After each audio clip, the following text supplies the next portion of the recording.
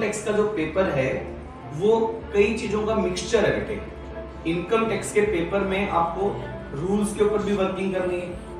Provisions जो applicable हैं, sections जो एप्लीकेबल हैं और न्यूमेरिकल पोर्शन की प्रैक्टिस तो आपको करनी है। मतलब हमारा ये जो income tax law and practice का जो पेपर है,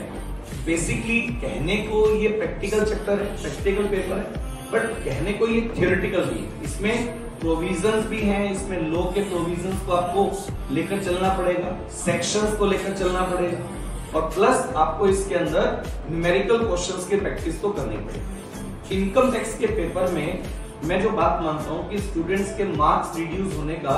सिर्फ एक रीजन है, सिली मिस्टेक्स। क्योंकि आपने सिर्फ बेसिक लेवल पर प्रोविजंस को पढ़ लिया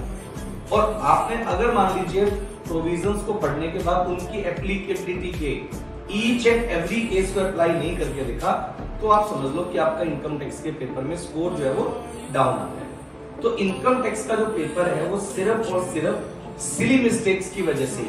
आपका पेपर डाउन चला जाता है। स्कोर जो डाउन होने का जो स्टूडेंट जनरली मेरे से क्वेश्चन करते हैं कि सर इनकम टैक्स में स्कोर डाउन क्यों होता है, तो सिली मिस्टेक्स। तो अगर आप सिली मिस्टेक्स नहीं करने वाले हैं, रूल्स कौन सा रूल कहां एप्लीकेबल होगा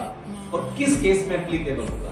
ये बात का पता होना बड़ा जरूरी है। ठीक बात है। अगर आप इस चीज को ध्यान और इसका ध्यान रखने का सिर्फ एक ही तरीका है, मेरे साथ आप रूल को पढ़ो